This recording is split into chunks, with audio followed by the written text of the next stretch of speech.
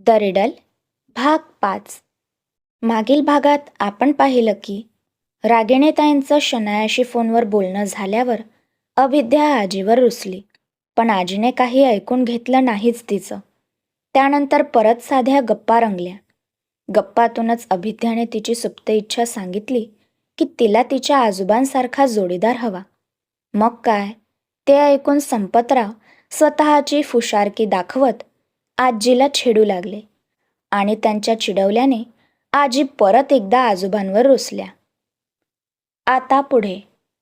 रागिणीताईंचा रुसवा काढण्यासाठी अभिद्या त्यांना बिलगली आणि म्हणाली, बरं आजी, आता तू सुद्धा रुसवा सोड आणि बोल. काय म्हणत होतीस मघाशी? नको, तुझे आजोबा सारखे छळतात मला आणि तुलाही त्यांचाच पुळका आहे, म्हणून आता मी नाही बोलणार काहीच. तुम्हा दोघांचं सुरू राहू द्या. तसं पण मला मेलीला कोण विचारतं? रागिणीताई नाक मुरडून म्हणाल्या.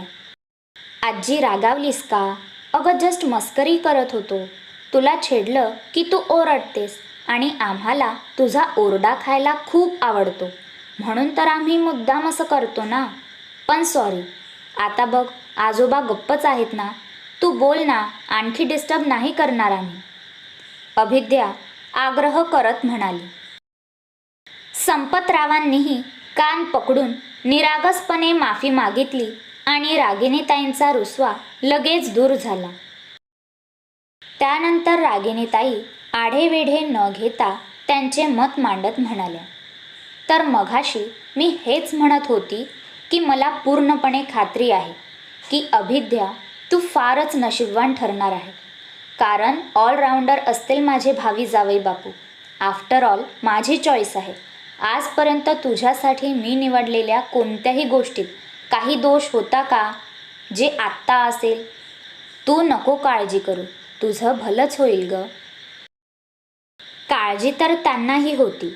परमेश्वराकडे तिच्या सुखासाठी हात जोडून होत्या, पण तिला कसलाही ताण द्यावासा वाटला नाही. आजोबा, बघत आहात ना, आजीला तिच्या भावी जावई बापूकडून जास्तच अपेक्षा आहेत वाटतं. अभिद्या मुद्दाम भावी जावई बापू या शब्दांवर जोर देत म्हणाली. बघतोय ना, जास्तच भुरळ पडली आहे. संपतरावही ओठातलं हसू दाबत म्हणाले. गप्प बसा तुम्ही दोघं. निमित्त हवं असतं तुम्हाला माझी छेड काढण्याचं. डांबीस कुठले, आगाऊपणाचा कळस गाठत असतात कायम. रागिणीताई हळूच संपतराव व अभिद्याचे कान खेचत म्हणाल्या. त्या दोघांना मात्र काहीच इजा होत नसल्याने ते दोघेही खळखळून हसत होते.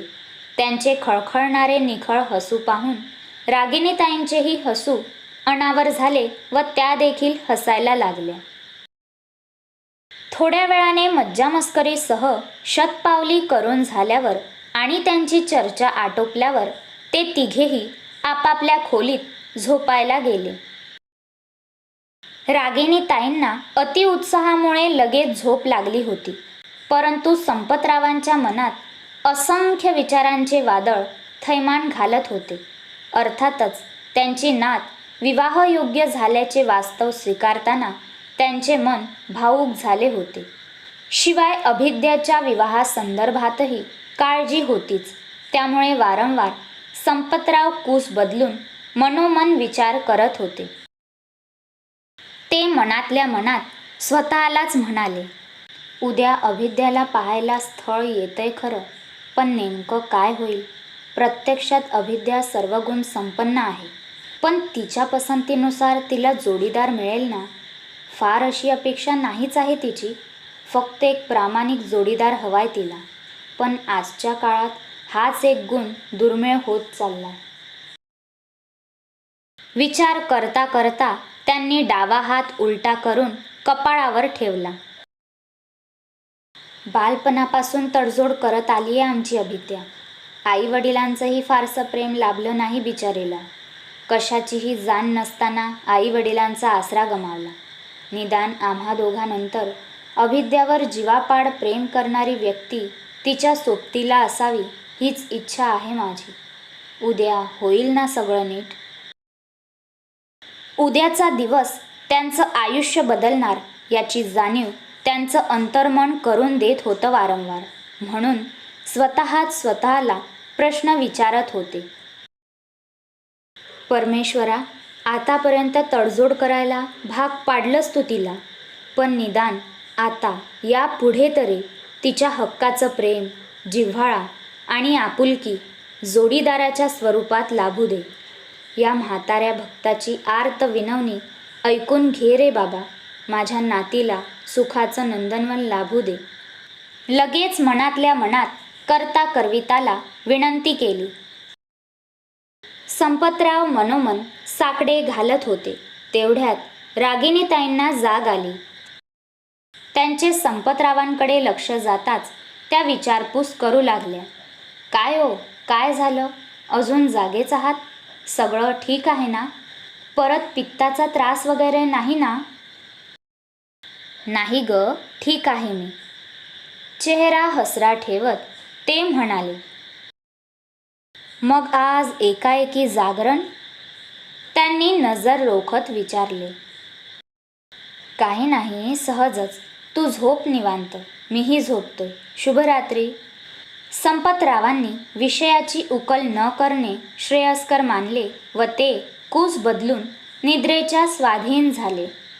संपतरावांना विषयाची टाळाटाळ करताना पाहून रागिणीताईंना थोडे संशयास्पद वाटले होते, परंतु त्यांनी तात्पुरते दुर्लक्ष केले आणि त्यांनीही कूस बदलली व झोपी गेल्या.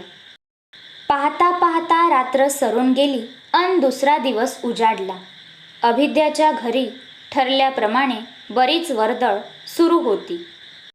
रागिणीताईंनी अभिद्याच्या कंपनीतील काही कर्मचाऱ्यांकडून थोड्याफार प्रमाणात घराची साज सजावट करून घेतली होती व घराची रूपरेषा अगदी सुशोभित केली होती. पाककलेत निपुण असलेल्या अभिद्यानेच चहा, फरसाण आणि कांदेपोह्याची व्यवस्था केली होती. तिने स्वतः सर्व पदार्थ बनविले होते. पाककृती ते इतर सुशोभीकरण संपूर्ण बंदोबस्त नीटनेटका आणि चोख करण्यात आला होता. त्यानंतर सुनिश्चित केलेल्या वेळी पाहुणे मंडळीही संपतरावांच्या घरी हजर झाले होते. पाहुण्यांचे आगमन होताच त्या सगळ्यांचे जंगी स्वागत करण्यात आले. पहिल्यांदा सगळ्यांनी एकमेकांची ओळख करून घेतली. ज्या पंडिताने स्थळ सुचवले होते, अर्थात पंडित भोजने, तेही तिथेच हजर होते. त्यांनीच दोन्ही कुटुंबांची एकमेकांना ओळख करून दिली. त्यानंतर दोन्ही कुटुंबे एकमेकांशी संवाद साधून चर्चा करू लागले. एकीकडे मुख्य खोलीत पाहुण्यांची रेलचेल होती अन दुसरीकडे अभिद्या माज घरात थांबून मुख्य खोलीतील संवादाचा कानोसा घेत होती.